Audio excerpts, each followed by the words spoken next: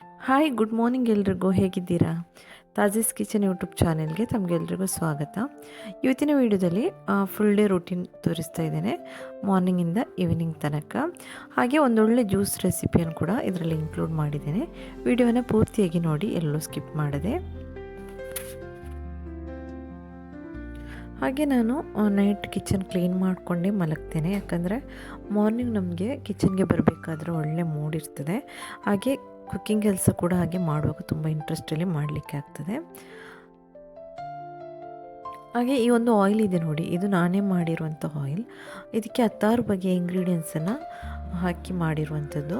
ಮೆಂತೆ, ಅಲೋವೆರಾ, ದಾಸವಾಳ, ಈರುಳ್ಳಿ ಇಂಥದ್ದನ್ನೆಲ್ಲ ಹಾಕಿ ಮಾಡಿರುವಂಥದ್ದು. ಇದು ಕೂದಲು ಉದುರುವ ಸಮಸ್ಯೆ ಇರ್ತದೆ ನೋಡಿ, ಅಂಥವ್ರಿಗೆ ಇದು ಒಳ್ಳೆ ರಿಸಲ್ಟ್ ಕೊಡ್ತದೆ. ಇದರ ವಿಡಿಯೋವನ್ನು ನಾನು ಮೊದಲು ಅಪ್ಲೋಡ್ ಮಾಡಿದ್ದೇನೆ. ನಿಮಗೆ ಯಾರಿಗಾದರೂ ಬೇಕು ಅಂದರೆ ಲಿಂಕ್ ಅಂತ ಕಮೆಂಟ್ ಮಾಡಿ. ಹಾಗೆ ನಾನಿಲ್ಲಿ ಮಾರ್ನಿಂಗ್ ಬ್ರೇಕ್ಫಾಸ್ಟಿಗೆ ರೊಟ್ಟಿ ಮಾಡ್ಕೊಂಡಿದ್ದೇನೆ.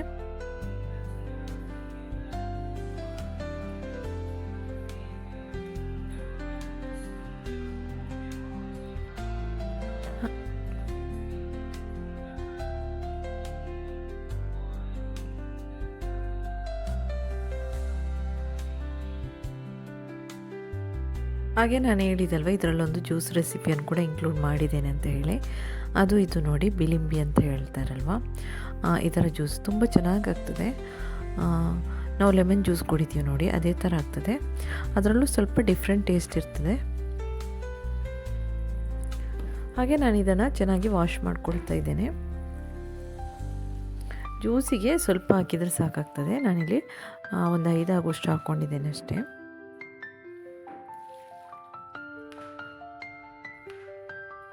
ಇದು ತುಂಬ ಹುಳಿ ಇರ್ತದೆ. ಹಣ್ಣಾಗಿರುವಂಥ ಫ್ರೂಟ್ ಇದೆ ನೋಡಿ, ಅದನ್ನು ಹಾಕ್ಕೊಳ್ಳಿ, ತುಂಬ ಚೆನ್ನಾಗಾಗ್ತದೆ. ನಾನು ಇದನ್ನು ಕಟ್ ಮಾಡಿಕೊಂಡು ಮಿಕ್ಸಿ ಜಾರ್ಗೆ ಹಾಕ್ಕೊಂಡು ಇದನ್ನು ಗ್ರೈಂಡ್ ಮಾಡ್ಕೊಳ್ಬೇಕು.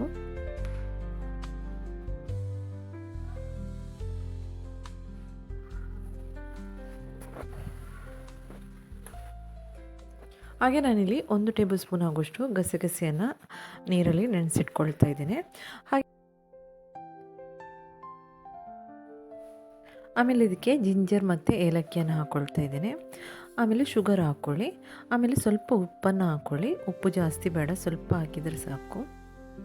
ಆಮೇಲೆ ಇದನ್ನು ಚೆನ್ನಾಗಿ ಗ್ರೈಂಡ್ ಮಾಡ್ಕೊಂಡು ತಂದಿದ್ದೇನೆ. ಇವಾಗ ಇದನ್ನು ಸ್ಟ್ರೈನ್ ಮಾಡಿಕೊಂಡ್ರೆ ಆಯಿತು. ಹಾಗೆ ನಾನಿಲ್ಲಿ ಮಿಕ್ಸಿ ಜಾರಿಗೆ ಸ್ವಲ್ಪ ನೀರನ್ನು ಹಾಕ್ಕೊಂಡು ಇದಕ್ಕೆ ಹಾಕ್ಕೊಳ್ತಾ ಇದ್ದೇನೆ. ಇವಾಗ ನಾವು ನೆನೆಸಿಟ್ಟಂಥ ಗಸಗಸೆ ಇದೆ ನೋಡಿ, ಅದನ್ನು ಕೂಡ ಹಾಕ್ಕೊಳ್ಳಿ.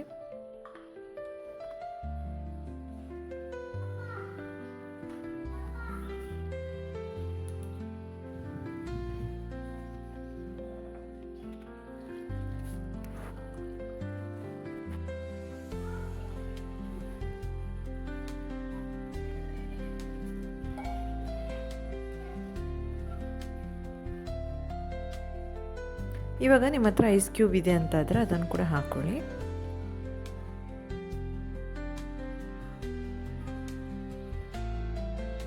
ಇವಾಗ ನಮ್ಮ ಜ್ಯೂಸ್ ರೆಡಿ ಆಯಿತು.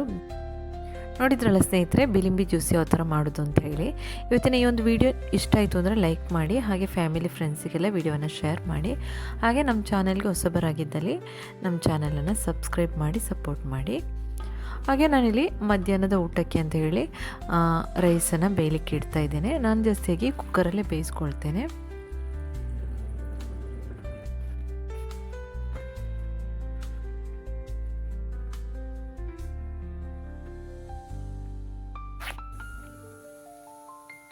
ಹಾಗೆ ನಾನಿಲ್ಲಿ ಎಗ್ ಕೂಡ ಬಾಯ್ಲ್ ಆಗಲಿಕ್ಕೆ ಇಟ್ಕೊಳ್ತಾ ಇದ್ದೇನೆ.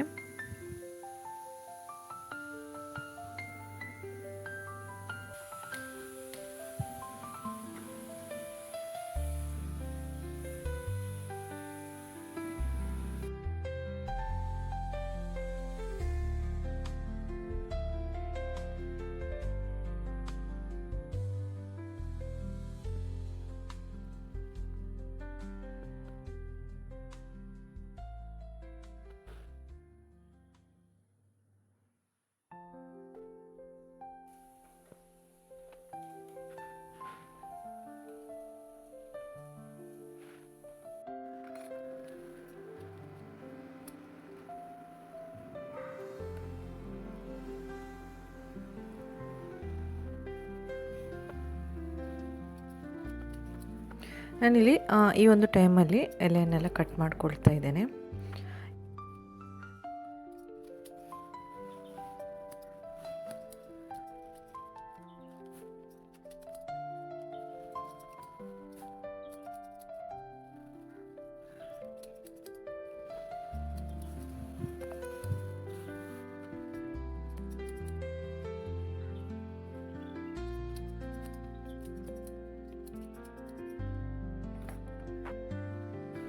ಹಾಗೆ ಇಲ್ಲಿ ನಂದು ಎಲೆ ಕಟ್ ಮಾಡ್ಕೊಂಡಾಯಿತು.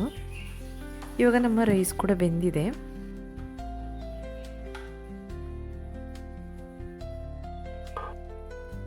ಇವಾಗ ನಾನು ಇದನ್ನು ಒಂದು ಪಾತ್ರೆಗೆ ಹಾಕ್ಕೊಳ್ತಾ ಇದ್ದೇನೆ. ಇವಾಗ ಇದನ್ನೇನು ಬತ್ತಿಸಬೇಕು. ಹಾಗೆ ಕೆಲವರಿಗೆ ಈ ಥರ ಕುಕ್ಕರಲ್ಲಿ ಮಾಡಿರುವಂಥ ರೈಸ್ ಇಷ್ಟ ಆಗೋದಿಲ್ಲ. ನೋಡಿ, ಈ ಥರ ಮಾಡಿದರೆ ಪರ್ಫೆಕ್ಟಾಗಿರುವಂಥ ಅನ್ನ ನಮಗೆ ಸಿಗ್ತದೆ, ತುಂಬ ಚೆನ್ನಾಗಿರ್ತದೆ. ಈ ಥರ ಕುದಿ ಬರ್ತದಲ್ವ, ನಂತರ ಇದನ್ನು ಬತ್ತಿಸ್ಕೊಂಡ್ರೆ ಆಯಿತು.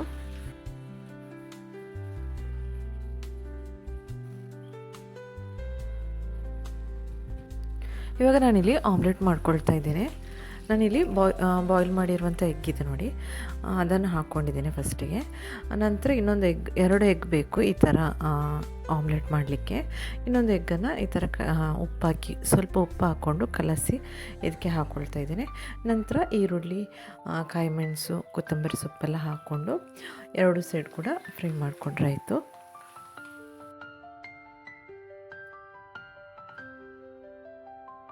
ಇವಾಗ ನಮ್ಮ ಆಮ್ಲೆಟ್ ರೆಡಿ ಆಯಿತು.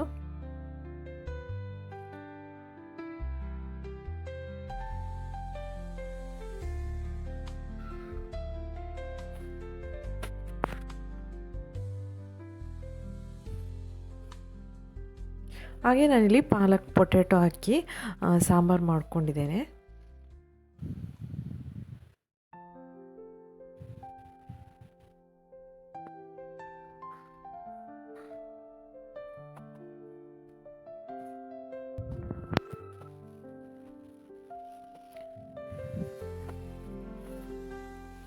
ಹಾಗೆ ಮಕ್ಕಳು ಕೂಡ ಬಂದಿದ್ದಾರೆ. ಮಕ್ಕಳು ಸ್ವಲ್ಪ ಹೊತ್ತು ಹೊರಗಡೆ ಆಟ ಆಡ್ಕೊಳ್ತಾರೆ. ನಂತರ ಅವರಿಗೆ ನಾನು ಸ್ನಾನ ಮಾಡಿಸ್ಕೊಳ್ತೇನೆ. ಓಕೆ ಸ್ನೇಹಿತರೆ, ಇವತ್ತಿನ ವೀಡಿಯೋ ಇಷ್ಟೇ. ನೆಕ್ಸ್ಟ್ ಇಂಟ್ರೆಸ್ಟಿಂಗ್ ಆಗಿರುವಂಥ ಇನ್ನೊಂದು ವೀಡಿಯೋದಲ್ಲಿ ಮತ್ತೆ ಸಿಗ್ತೇನೆ ಇನ್ಶಾಲ್ಲ. ಅಲ್ಲಿವರೆಗೂ take care, bye, thanks for watching.